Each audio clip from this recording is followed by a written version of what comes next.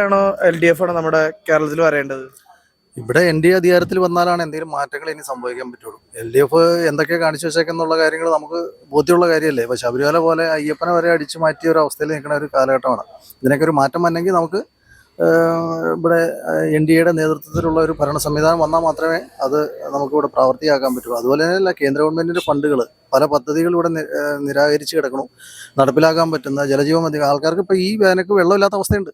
ഈ വെള്ളമില്ലാത്ത അവസ്ഥകളിൽ എല്ലായിടത്തും പൈപ്പുകൾ വെറുതെ കിടന്ന് കിടപ്പുണ്ട്. അതിൻ്റെ പണി പൂർത്തീകരിച്ചിട്ടില്ല. കേന്ദ്രം കൊടുക്കാനുള്ള പൈസ കൊടുത്തു, സംസ്ഥാന സർക്കാരിൻ്റെ കയ്യിൽ പൈസ ഇല്ലാത്തതുകൊണ്ടാണ് അവർ ആ വർക്കുകൾ പൂർത്തീകരിക്കാതെ കിടക്കുന്നത്. കോടിക്കണക്കിന് രൂപ കോൺട്രാക്ടർമാർക്ക് കൊടുക്കാനുണ്ട്. പണികളെല്ലാം പെൻഡിങ്ങിലാണ്. ഇപ്പോൾ ഞങ്ങളുടെ അടുത്ത് 2018 തകർന്നു പോയൊരു തൂക്കുപാലമാണ്. 18 കഴിഞ്ഞ് ഇപ്പോൾ 8 വർഷമായി. 18 കഴിഞ്ഞിട്ട് 26 അപ്പോൾ ഇത്രയും കാലത്തിനിടയ്ക്ക് കോൺഗ്രസിൻ്റെ MLA ഉണ്ടായിരുന്നു. ഈ 5 വർഷക്കാലം LDFൻ്റെ MLA ഉണ്ടായിരുന്നു. ആ തൂക്കുപാലം 3 പ്രാവശ്യം അത് നിർമ്മിക്കാനുള്ള ഫണ്ട് അനുവദിച്ചു എന്നും പറഞ്ഞ് നന്ദി പറഞ്ഞുകൊണ്ട് MLAക്ക് ഫ്ലെക്സ് വെച്ചല്ലാണ്ട് അതിപ്പോഴും ആ തൂക്കുപാലം ആ പുഴ കിടപ്പുണ്ട്. തകർന്നു കിടക്കുകയാണ്. അപ്പോൾ പ്രളയത്തിൽ തകർന്ന സംഭവമാണ്. അങ്ങനെയുള്ള വളരെയധികം കാര്യങ്ങൾ ഇവിടെ നടക്കാതെ കിടപ്പുണ്ട്. ചെയ്യാൻ പറ്റുന്ന ഒത്തിരി കാര്യങ്ങൾ. അതുപോലെ തന്നെ ഈ ഇൻഷുറൻസ് പദ്ധതി, 5 ലക്ഷം രൂപയുടെ ഇൻഷുറൻസ് പദ്ധതിയൊക്കെ സാധാരണക്കാരെ ജനങ്ങൾക്ക് കിട്ടിക്കഴിഞ്ഞാൽ അത് ആർക്കാ പ്രയോജനം കിട്ടുന്നത്? അത് എന്തുകൊണ്ടാണ് ഇവിടെ നടപ്പിലാക്കാത്തതുകൊണ്ട് എല്ലാം എന്നിട്ട് കേന്ദ്രത്തിന് കുറ്റം പറയുന്ന ഒരു സാഹചര്യമാണ് ഇപ്പോൾ നിലനിൽക്കുന്നത്. അതുകൊണ്ട് ഇവിടെ NDA വരാതെ ഇനിയൊരു മാറ്റം ഉണ്ടാവില്ല. എല്ലാ മേഖലയിലും വികസനത്തിന് NDA വരണം. അതാണ് എൻ്റെ ഒരു ഒപ്പീനിയൻ. തീർച്ചയായിട്ടും NDA ആണ് വരേണ്ടത്. എന്താണ് അങ്ങനെ പറയാൻ കാരണം? നമ്മുടെ അഴിമതി ഇല്ലാത്ത ഒരു ഭരണം നരേന്ദ്രമോദി സർക്കാർ അധികാരത്തിൽ വന്നതിന് ശേഷം ഈ 2 കാലഘട്ടത്തിലും സാധുക്കൾക്ക് കിട്ടേണ്ടതായിട്ടുള്ള, ഇപ്പൊ നമുക്കറിയാലോ നമ്മുടെ റേഷൻ കടയിലെ അരി ഈ ഫെബ്രുവരി മാസത്തിൽ കിട്ടിയ അരിയില് ഒന്നും പറയാനില്ലാത്ത രീതിയിലുള്ള ഗുണമുണ്ട്. കാരണം ഞങ്ങൾ വീട്ടമ്മമാരാണല്ലോ, ഞങ്ങൾക്ക് ഏറ്റവും കൂടുതൽ. പിന്നെ ജനൌഷധി, അത്യാവശ്യം ഷുഗറും അസുഖങ്ങളൊക്കെ ഉണ്ട്. ഞരമ്പുകളൊക്കെ വേദന എടുത്തിട്ട് മരുന്ന് 2000-5000 രൂപയുടെ മരുന്നൊക്കെ നിസ്സാര പൈസക്ക് കിട്ടുന്നു. ജനൌഷധി അത്. പിന്നെ നമുക്ക് വരേണ്ടത് ആയുഷ്മാൻ ഭാരതാണ്. കേരളത്തിൽ മോദി സർക്കാർ അത് നടപ്പാക്കിയിട്ട് നമ്മുടെ കേരള സർക്കാർ അത് നടപ്പാക്കിയിട്ടില്ല. അല്ല, കാസ്പെന്നും പറഞ്ഞുകൊണ്ടൊരു സംഭവം കൊണ്ടുവന്നു. പക്ഷെ കേരളത്തില് കന്യാകുമാരി തൊട്ട് കാസർഗോഡ് വരെയുള്ള എല്ലാ സ്ഥലത്തും ഒരു കോടിക്കണക്കിന് രൂപ ഹോസ്പിറ്റലിന് കൊടുക്കാൻ കിടന്നിട്ട് അത് ഹോസ്പിറ്റലിൽ നിർത്തിയേക്കാണ്. ഇപ്പൊ നമ്മുടെ ആലുവ ലക്ഷ്മി ഹോസ്പിറ്റല് ഡെലിവറിക്ക് കിട്ടിക്കൊണ്ടിരുന്നതാണ്. എൻ്റെ മകൾക്ക് ഉൾപ്പെടെ കിട്ടിയിരുന്നതാണ്. ഈ ഇൻഷുറൻസുകാരും ഹോസ്പിറ്റലുകാരും അനധികൃതമായിട്ട് റൂം റെന്റ് അതെന്നൊക്കെ പറഞ്ഞ് നമ്മള് പൈസ വാങ്ങിച്ചു. പക്ഷെ ഞാൻ ഭാരതീയ ജനതാ പാർട്ടിയിലും എനിക്കിത് കിട്ടുന്നത് അറിയാവുന്നത് കൊണ്ടും ഞാൻ ഇൻഷുറൻസ് ഏജൻസിക്കും കേന്ദ്ര ഇൻഷുറൻസ് ഏജൻസിക്കും ലെറ്റർ അയച്ചു. എന്നെ ഒരാഴ്ച കൊണ്ട് കാക്കനാട് അസിസ്റ്റന്റ് മജിസ്ട്രേറ്റ് വിളിച്ചു. എനിക്ക് ചെലവായ പൈസ മുഴുവനും റീഫണ്ട് ചെയ്ത് ചെക്ക് വന്നു. അപ്പൊ നമ്മുടെ ഒരു ഹോസ്പിറ്റൽ നശിച്ചു പോവാതിരിക്കാൻ വേണ്ടി ഞാനത് സോഷ്യൽ മീഡിയയിലേക്കൊന്നും ഷെയർ ചെയ്തില്ല. അപ്പൊ ആദ്യമായിട്ട് പറയാണ് എന്തുകൊണ്ട് NDA സർക്കാർ വരണം. നല്ല ഗുണമുണ്ടാകും, തീർച്ചയായിട്ടും ഗുണമുണ്ടാവില്ല. അതുകൊണ്ടാണല്ലോ സാബു സാറ് ദേശീയതയിലേക്ക് വന്നിരിക്കുന്നത്. കാരണം അദ്ദേഹത്തിന്റെ ദേശീയതയിൽ ഒറ്റയ്ക്ക് നിന്നിട്ട് ഒന്നും ആവാൻ പറ്റണില്ല. അപ്പൊ മോദി സർക്കാരിനോട് മോദിയോടൊപ്പം ചേർന്നു പൊളിക്കണം. കേരളത്തില് NDA ഭരണം വരണം. എന്താണ് കാരണം? സാധാരണക്കാർക്ക് ജീവിക്കണമെങ്കിൽ NDA വരണം. അതായത് എല്ലാ മേഖലയും ആകെ ഒരു തകർച്ചയിലാണ് ഇപ്പോഴത്തെ ഭരണം പോയിക്കൊണ്ടിരിക്കുന്നത്. LDFന്റെ ഭരണം എല്ലാ മേഖല നോക്കുകയാണെങ്കിൽ ഇപ്പോൾ വിദ്യാഭ്യാസ മേഖലയാണെങ്കിലും കാർഷിക മേഖലയാണെങ്കിലും സാധാരണക്കാർക്ക് ജീവിക്കാൻ പറ്റാത്തൊരു സ്ഥിതിവിശേഷമാണ്. എല്ലാ സാധനങ്ങൾക്ക് വില കൂടുതൽ. അതുപോലെ വിദ്യാഭ്യാസ രംഗത്താണെങ്കിലും നമ്മുടെ വിദ്യാർത്ഥികളുടെ ഗ്രാൻറ്റുകൾ എല്ലാം അങ്ങനെ താറുമാറായിട്ടിരിക്കുന്ന ഒരു ഭരണമാണ് കേരളത്തിൽ നടക്കുന്നത്.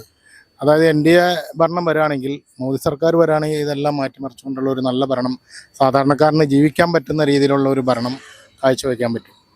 നമ്മളെപ്പോലുള്ള സാധാരണക്കാർക്ക് ജീവിക്കണമെങ്കിൽ ഇനി NDA ഭരണമാണ് കേരളത്തിൽ വരേണ്ടത്. വികസനങ്ങളൊക്കെ ഉണ്ടാവും നമ്മുടെ എറണാകുളത്ത്. വികസനം ഇപ്പോൾ മോദി സർക്കാർ വന്നു കഴിഞ്ഞിട്ടുണ്ടെങ്കിൽ നല്ല രീതിയിലുള്ള വികസനങ്ങൾ വരും. ഇപ്പം മെട്രോ ആണെങ്കിലും അതുപോലെ ഇപ്പോൾ റോഡിൻ്റെ ഇതൊക്കെ ആണെങ്കിൽ തന്നെ NDAയുടെ ഒരു കേന്ദ്രത്തിൻ്റെ ഒരു ഫണ്ട് ഉപയോഗിച്ചാണല്ലോ ഇവിടെ റോഡുകളും അതുപോലെ പാലങ്ങളും അതുപോലെ തന്നെ മെട്രോ, അങ്ങനെ ഒരു സ്മാർട്ട് സിറ്റി എന്ന രീതിയിൽ തന്നെ അറിയപ്പെടും കേരളം. ആ രീതിയിലും മുഖച്ഛായ തന്നെ മാറണമെങ്കിൽ NDA തന്നെ വരണം. Thank you. എൻ്റെ അഭിപ്രായത്തിൽ അത് NDA ആണ് ഇപ്പോൾ കേരളത്തിൽ അധികാരത്തിൽ വരേണ്ടത് ഈ സാഹചര്യത്തിൽ. എന്താ കാരണം? അത് നമുക്കറിയാലോ, ഇരു മുന്നണികളും പറയുന്നത് ഇവിടെ ജാതി രാഷ്ട്രീയ സംവിധാനം. എന്നാൽ NDA മുന്നോട്ട് വെച്ചിട്ടുള്ള ഏറ്റവും വലിയ മുദ്രാവാക്യം വികസനത്തിന്റെ രാഷ്ട്രീയ. ആ വികസനത്തിന്റെ രാഷ്ട്രീയത്തിനാണ് ഈ യുവാക്കളടക്കമുള്ള ആളുകൾ മുന്നിൽ നിൽക്കുന്നത്.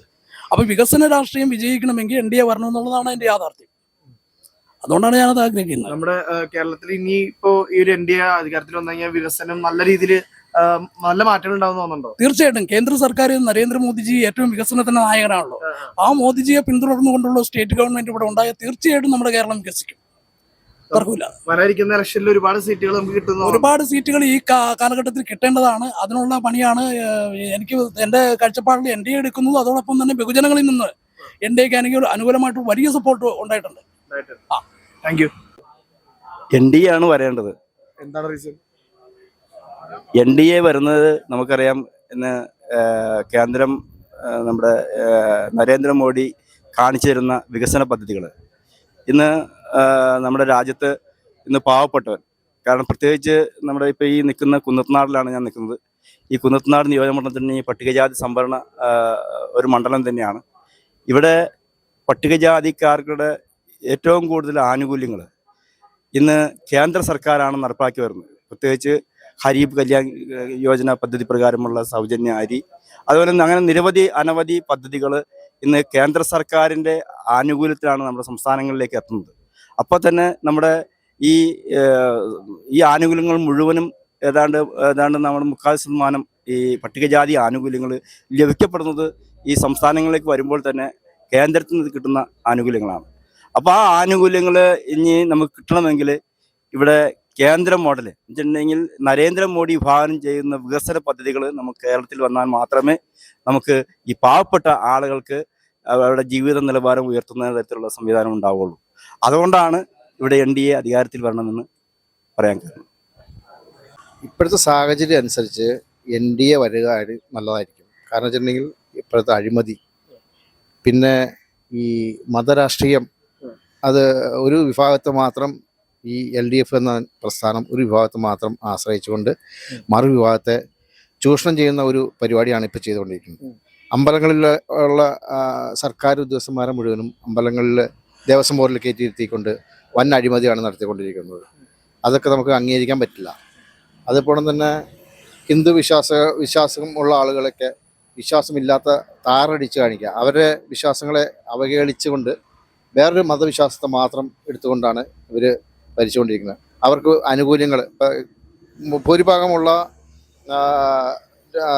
ഹിന്ദു ഭൂരിപക്ഷമുള്ള സംസ്ഥാനത്ത് അവർ മറ്റൊരു വിഭാഗത്തിനോ ന്യൂനപക്ഷ വിഭാഗങ്ങൾക്ക് ഒത്തിരിയേറെ നല്ല നല്ല കാര്യങ്ങൾ ചെയ്തു കൊടുക്കുന്നു.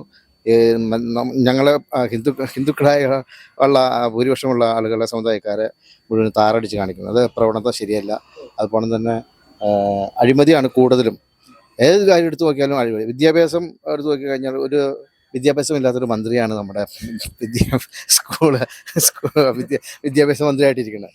അതൊക്കെ എന്ന് പറഞ്ഞു കഴിഞ്ഞാൽ ഒരു അക്ഷരം പോലും പറയാൻ അറിയാമല്ലോ. അതുപോലെ തന്നെ നമ്മുടെ മന്ത്രിമാർ ഒക്കെ ചെയ്യുന്ന കാര്യങ്ങൾ തന്നെ ഒന്നും തന്നെ ശരിയല്ല. അപ്പം ഗതാഗത മന്ത്രിയായിട്ടുള്ള റിയാസ്, നമ്മുടെ ഹൈവേ ദേശീയ പാത എന്ന് പറഞ്ഞാൽ ദേശീയ കേന്ദ്രം ചെയ്യണമാണ്, സ്ഥലം മാത്രമാണ് നമ്മുടെ സംസ്ഥാന സർക്കാർ കൊടുക്കുന്നുള്ളൂ.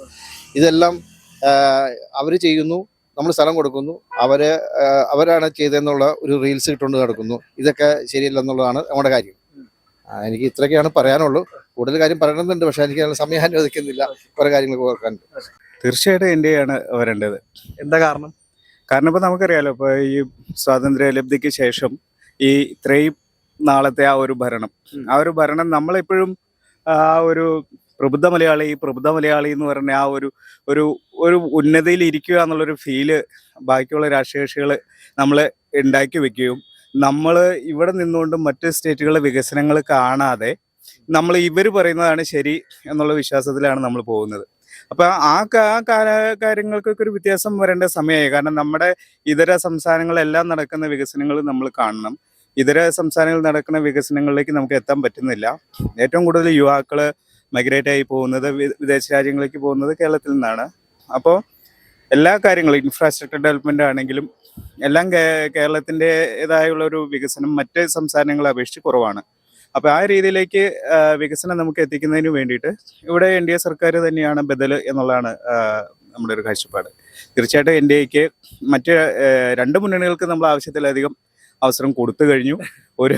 ഒരു പരീക്ഷിക്കാനെങ്കിലും ഇവർ വന്നു കഴിഞ്ഞാൽ എന്താണ് എന്ന് നോക്കാനെങ്കിലും മലയാളിയുടെ ആ ഒരു പരീക്ഷണ ബോധമെങ്കിലും ഇവിടെ വർക്ക് ഔട്ട് ആവണം എന്നാണ്, ഈ തെരഞ്ഞെടുപ്പിലെങ്കിലും വർക്കൗട്ട് ആവണം എന്നാണ് ആത്മാർത്ഥമായിട്ട് ആഗ്രഹിക്കുന്നത്. അത് ഈ പ്രാവശ്യം തോടുകൂടി അതിലൊരു നല്ലൊരു മാറ്റം ഉണ്ടാവും എന്ന് തന്നെയാണ് പ്രതീക്ഷ. Thank you.